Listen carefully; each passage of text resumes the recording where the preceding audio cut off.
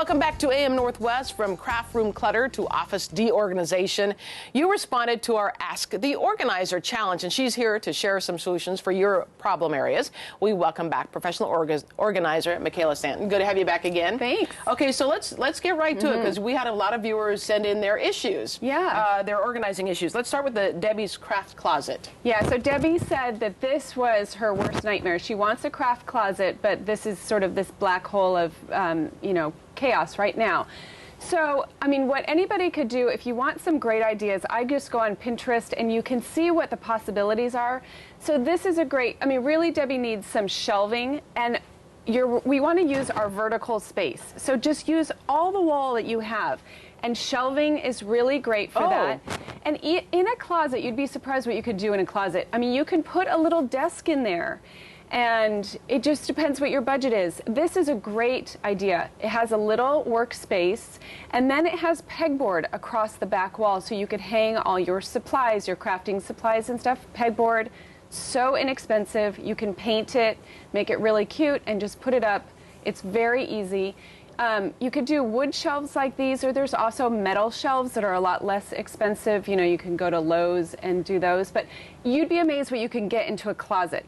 So use your vertical space. That's a fantastic idea. I see lots of people with little desks in there, tiny chairs. Right. And so you have a workspace. You'd be amazed what you can do with a closet. And you could do the sides of the closet as well. You could do the door. I mean, there were some pictures there that have curtains, but you can use the door, put pegboard on the door, or baskets on the door as well. You can do a lot of stuff for a craft I guess you could closet. Also take off the doors too if you wanted to have. And just put a curtain, because a door takes a lot of space. Right. You know, and so you could take off that door and use that space, like put a chair up, and have it, a little All right, area. let's take a look at Marlene's craft room problem, because she really wants to have it more as a sewing room. Yeah, so Marlene said she has moved into this new space, and she has 30 years of stuff that she also needs to get rid of. But she'd like to go back to quilting. So the room, to me, looks really big.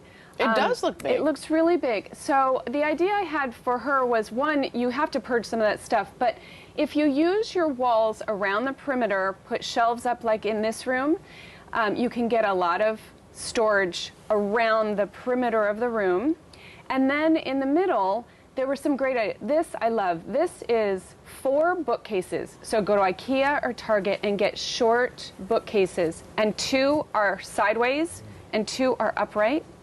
And then put a cutting board on top, so she can store all her quilting scraps or supplies in each cubby. Right.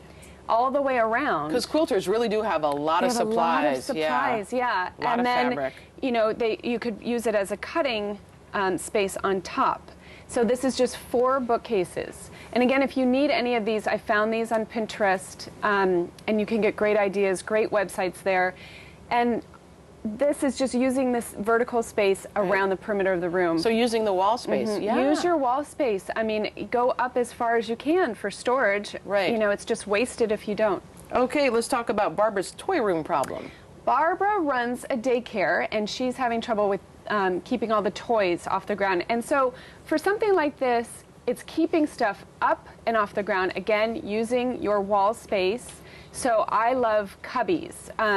I use these in my house, and each cubby has a different purpose, and little baskets, and it's not expensive. These cubbies run anywhere from $30 to $60 at Target, and then get little baskets, and you can lay, for the children, you can put pictures on the outside of the baskets, what they are. Like, this is a great idea. So Mr. Potato Heads are in one, and you can put cars in another, and you put pictures for the kids. But kids are able to pull these out and then easily clean them up too. So you separate, I like to separate all my different toys and stuff. So I think that's great. She just needs to use the wall space. Okay, again, the wall space. Again, the wall space. Okay, office problem. Office problem. This is Maureen's issue. So Maureen, she talked about her closet was too deep, and she thought, well, maybe more shelves, and she's right. Again, just like the craft closet, you need to use shelves, and maybe not as deep. Like, this is great. And again, this is pegboard on the inside of the door that you can hang all sorts of things on.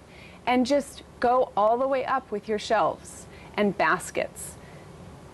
And see how much you can get so much stuff in there. So, you know, it's amazing what you can do with a closet. It doesn't just have to be a dumping ground with one shelf in it. Use your shelves, different depths of shelves. Right. You know, and then around the room in an office, again, I like to put these lower cubby shelves around so you can use for storage. Good idea. But you can also decorate the top. Quickly, sometimes we collect too much stuff. It can almost be a hoarding issue. What is your I mean, rule of thumb on most issues? Like, how long should you keep something if you don't use it? well, paper, I think we can get rid of a lot of paper. I mean, sentimental stuff you want to hold on to. I think people get overwhelmed with so much stuff. They look at the entire room or the entire house. Pick one section at a time. Pick one table at a time, one room at a time, whatever you can really get your mind around. Just pick one tiny space at a time and work on that space. And then you can see that you have progress. And it's sort of like a diet, you know, just try one day at a time, one section at a time. Don't look at your whole space and get overwhelmed. Right. Just do it a tiny bit at a time. And really, I mean, you don't need Christmas cards and papers and bills from 10 years ago. Sometimes people over-sentimentalize, you know, put a lot of sentiment about everything. Right. They cherish everything. Photos should be in an album, or you can scan them. I mean, there's a lot you can get rid of. Okay, Michaela, good tips. Thank you very much. Thanks.